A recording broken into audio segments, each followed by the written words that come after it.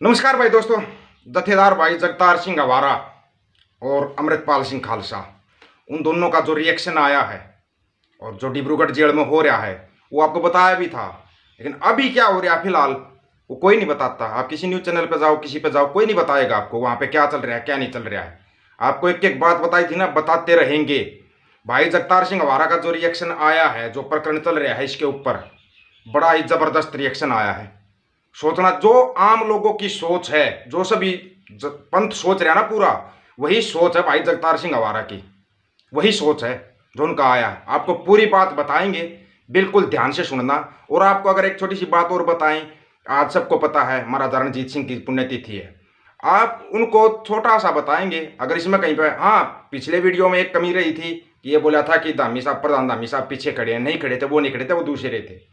जरूरी है, क्योंकि हमारे को ना इसके व्यू और इसके लिए नहीं वीडियो बनाते। हम वीडियो बनाते ताकि लोग जागरूक रहें, ताकि लोगों को पता लगता रहे कि कहाँ पर क्या चल रहा है और क्या हो रहा है।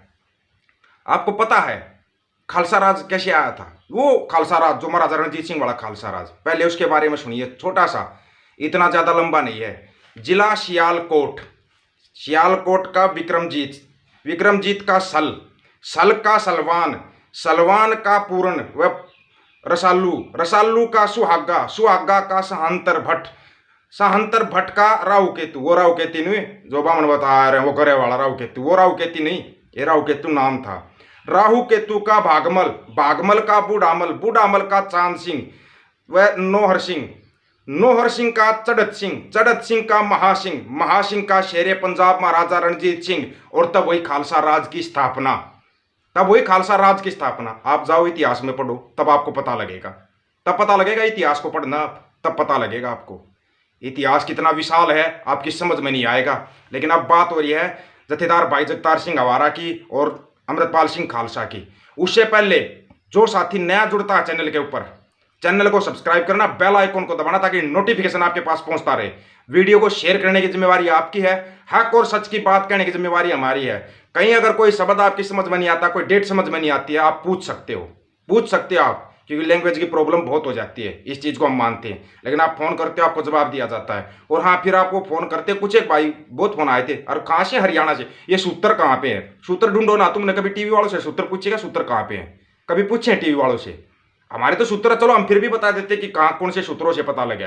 लेकिन कभी टीवी वालों से या कोई और जितने भी हैं, आपको एक और नई जानकारी बताते हैं। 50 यूट्यूब चैनल खरीद लिए गए हैं, जो कि अब पूरे सरकार के गुणगान करेंगे, सरकार के गुण गाएंगे। वो 50 यूट्यूबर, आपके बड़े बड़े यूट्यूबर, अब वो गुण गाएंगे सरकार के। आप देखते जाना, क्योंकि टीवी देखना लोगों ने कम कर दिया, धीरे धीरे चैनल बंद होने लगे, बंद होने लगे।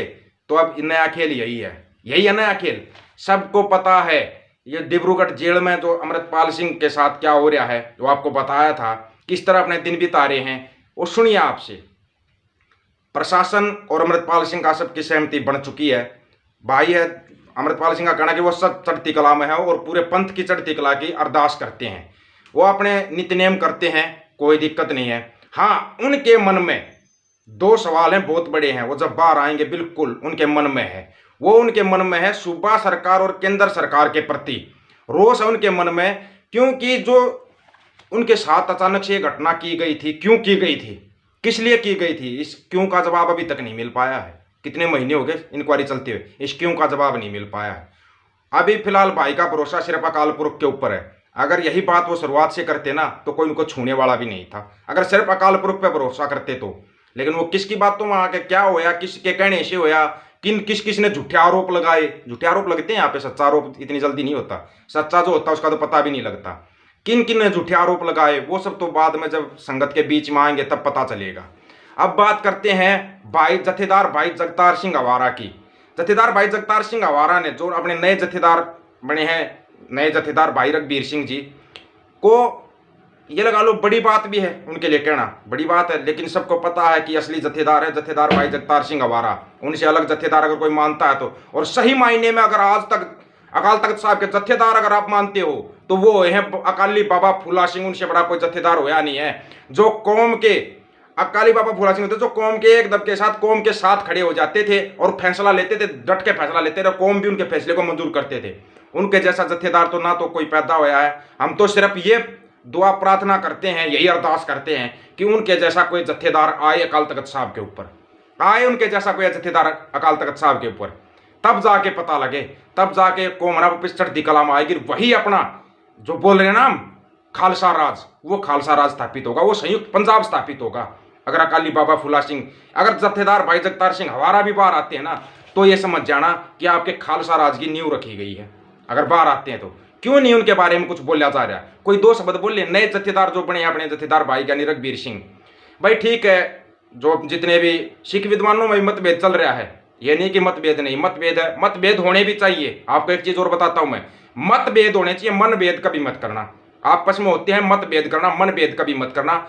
क्योंकि जो जिक्र किया है जत्थेदार भाई जगतार सिंह हवारा ने अपने ज्ञानी रघुवीर सिंह जी जत्थेदार बनने के बाद, जत्थेदारी का पूरा आनंद ले रहे हैं। चलो अच्छी बात है भाई, जत्थेदार बने हैं, देशा विदेशा से संगता की बधाई आ रही है, हम भी बधाई देते हैं। नए जत्थेदार बने हैं, कौम के प्रति या पंथ के लिए कुछ अच्छा करेंगे। जत्थेदार साहब को कौम की फिक्र है या नहीं है, ये तो जत्थेदार साहब ही बताएंगे भाई ज्ञानी रघुवीर सिंह जी। लेकिन जो अपने बंदी सिंह हैं, बंदी सिंह सजा पूरी कर चुके हैं, जत्थेदार साहब ने एक भी शब्द बोला है? एक भी शब्द बोला हो तो बताना। कहीं पर अगर बोल दिया हो या हमने नहीं सुना हो सकता है कि हम नहीं सुन पाए हो, क्योंकि हर एक चीज पर तो नजर नहीं रख सकता बंदा।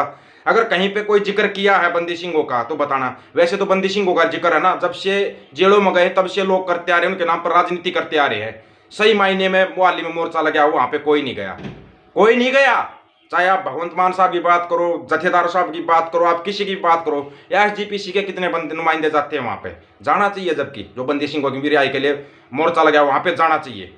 बंदी सिंह सजा पूरी कर चुके हैं, कोई शब्द नहीं। डिब्रूगढ़ की जेल में जो बंद है नौजवान जिनके ऊपर NSA लगा हुआ है, उनके ऊपर कोई शब्द बोला हो नहीं जत्थेदार साहब ने? हाँ, पुराने जत्थेदार साहब बोलने लगे थे कि वकीलों से राय शुमारी करेंगे, जल्दी उनको बाहर ले आ जाएगा। उसकी कीमत क्या अदा की? उसकी कीमत, जबकि हमने बोला था गलत था, उसमें चले गए थे। चलो वो इतना बड़ा इशू नहीं था, खुद SGPC के नुमाइंदों ने कहा है कि किसी की शादी में जाना, चड्डे पड्डे की शादी में जाना कोई बड़ा इशू नहीं था। लेकिन बड़ा इशू ये था कि वो अमृतपाल सिंह और जो बाकी नौजवान युवा डिब्रूगढ़ जेल के अंदर बंद है NSA के तहत, उनके लिए उन्होंने सरगर्मियां तेज कर दी थी कि पहले उनको बाहर निकाला जाए। उनको बाहर निकालने के लिए वकीलों से राय शुमारी करना, सब कुछ करने लगे थे। इसकी कीमत क्या अदा की? जत्थेदारी जाने की कीमत अदा की। जबकि वो विदेश में थे तब जत्थेदारी गई। वो खुद कह रहे हैं, चलो ये बातें तो ना ये एक राजनीतिक टाइप का पक्ष हो जाता है, ये कहनी पड़ती है, कैमरे के सामने कुछ कहना पड़ता है, कैमरे के पीछे और कुछ होता है। ये भी आपको बता देते हैं, क्योंकि सच्चाई बोले हमने कोई राजनीति नहीं करनी भाई, लेकिन सच्चाई होनी चाहिए। सच्चाई ये है कि जो बातें हैं वो बहुत ज़्यादा छुपाई जा रही है। अगर हम किसी की भी बात करें, चाहे जत्थेदार साहब का जत्थेदार हैं या वर्तमान जत्थेदार हैं, बहुत सी चीज़ें होती हैं जो छुपानी भी पड़ती है, दबानी पड़ती है। हम इन चीज़ों पर सहमत हैं भाई, दबानी भी पड़ जाती है कई बार। लेकिन क्या कोई एक भी शब्द बोला गया है? आप कितने सहमत हो कि न जत्थेदार साहब क्या कोई शब्द बोलेंगे बंदी सिंहों के लिए, मोहाली मोर्चे के लिए, या डिब्रूगढ़ जेल में बंद जो युवा हैं उनके लिए? क्या कोई आगे कोई कार्रवाई इन्होंने की है? कोई बताएगा? चलिए कोई कार्रवाई आगे। जैसे ही बस एक ही चीज चल रही, PTC। इससे अलग कुछ चल रहा क्या? चल रहा कुछ? पंथ को आवाज उठानी पड़ेगी अपने युवाओं के लिए। युवा पहले कम बचे हुए हैं, आवाज उठाओ, आवाज दो, हम एक हैं। जब तक अपनी आवाज बुलंद नहीं करोगे, बहरे हैं लोग, यहाँ पे सुनाई नहीं देता लोगों को। सुनाने के लिए क्या करना पड़ता है सबको पता है। बहरों के भी पर्दे खुल जाते हैं। वो पर्दे खोलने का तरीका भी पंजाब से ही मिला था लोगों को। क्यों भूल रहे हो आप इस बात को? तो दोस्तों, वीडियो को शेयर आप लोगों का काम करना, आपके सामने सच्चाई रखने का काम हमारा। अपनी राय जरूर देना। सभी साथियों राम राम, नमस्कार, आदाब, सत श्री अकाल। वीडियो को ज़्यादा ज़्यादा शेयर, चैनल को सब्सक्राइब और बेल आइकन को जरूर दबाना। ऑफिशियल दीपक फौजी यूट्यूब चैनल। बात हक और सच की करेंगे, हक और सच की। आप अपनी राय दे सकते हो कि इसमें क्या सच है क्या झूठा, आप राय दे सकते हो। आपकी राय का बिल्कुल स्वागत है, उस पर अमल किया जाएगा। कोई शब्द गलत निकलता है आप बताते हो, उसके ऊपर भी अमल किया जाएगा। बताएंगे आपको कि ये शब्द ऐसे था। लैंग्वेज की प्रॉब्लम कई बार हो जाती है। वाहिगुरु जी का खालसा, वाहिगुरु जी की फतेह।